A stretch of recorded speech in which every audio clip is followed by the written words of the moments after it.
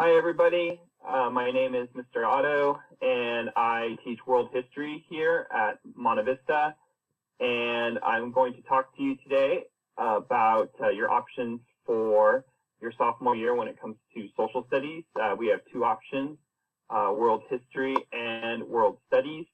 Okay, I'm also here with our other world history teachers, and they too will give you some information about your offerings for next year.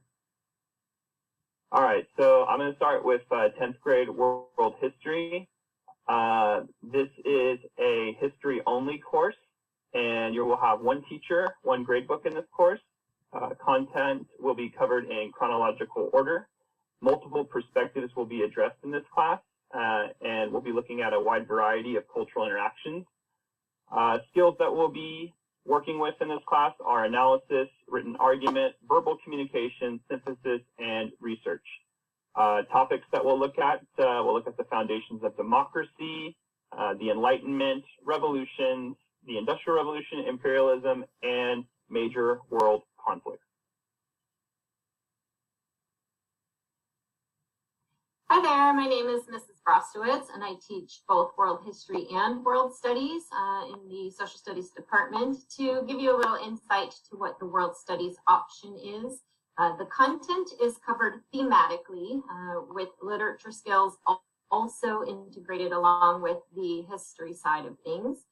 Traditionally, this class has been a 2-period-a-day class with approximately 55 to 60 students. The 2 teachers in the classroom at all times with those students.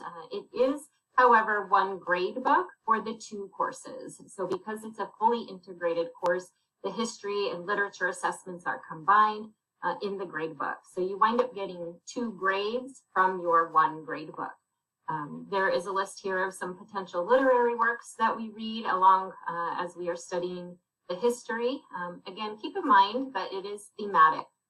And what that means is, for example, notice here where it says social change. We will be looking at several different revolutions all over the world, in France, in Russia, in China, Iran, in different time periods, but studying the similarities and differences amongst those revolutions and what they were looking for in regards to change, alongside reading novels and short stories that supplement our story of social change with the studies of the revolutions. So that can give you an idea of what thematic means. In this course, you will be studying multiple perspectives and cultural interactions, just as you would be on the world history side. As this is a sophomore level course, you certainly will be getting the same skills of analysis and written argument, communication, research, synthesis. All of those things are integrated throughout the course.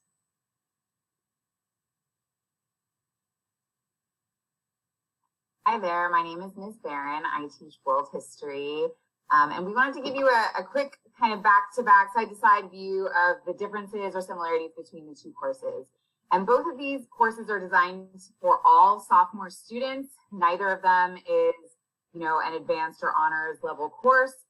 They are both, designed to be challenging and appropriate for all sophomore students.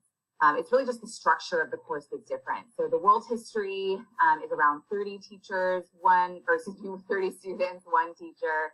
No explicit connections between lit and history, although I find that students do see a lot of those connections through our work. And then a chronological organization of the content.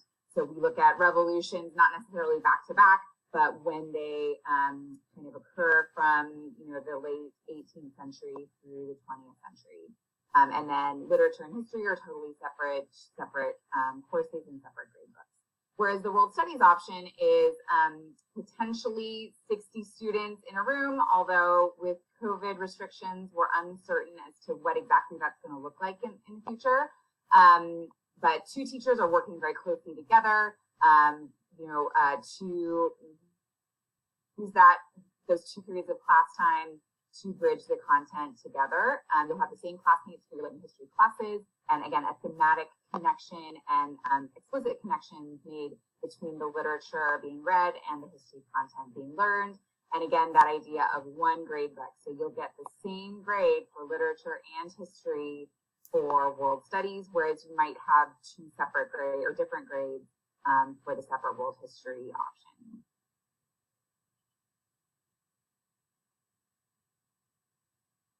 Hey everyone, I'm Mr. Victorine, and I'm going to talk to you about some of the most common misconceptions that we see about these two different classes.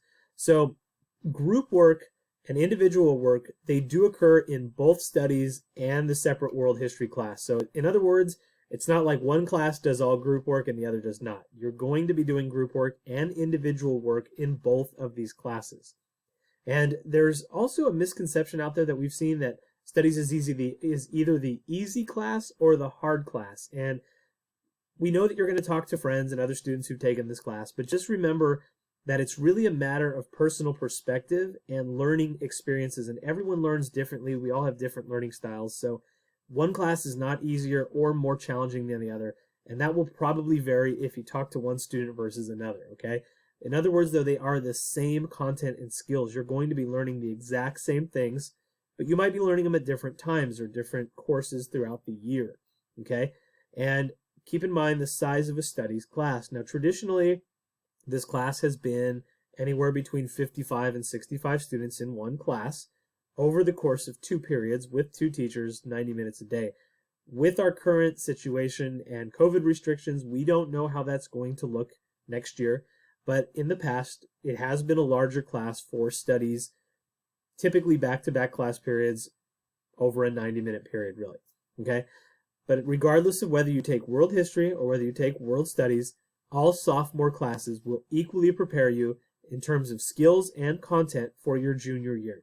You're going to get to junior year with what you need to know, no matter whether you take world history or whether you take world studies. And when you have made your final decision, when you're filling out your course selection forms or entering it online, please be careful with the correct course selection numbers. It's a lot easier to double check it than it is to try to go back and change it in the fall when the classes actually start. So be sure to double check your work. Make sure that once you've made your selection, you have chosen the right numbers. Notice the difference between world studies and world history. All right, everyone. So to conclude, we just want to make sure that you choose the option that is best for you. And we look forward to working with you next year, either in world studies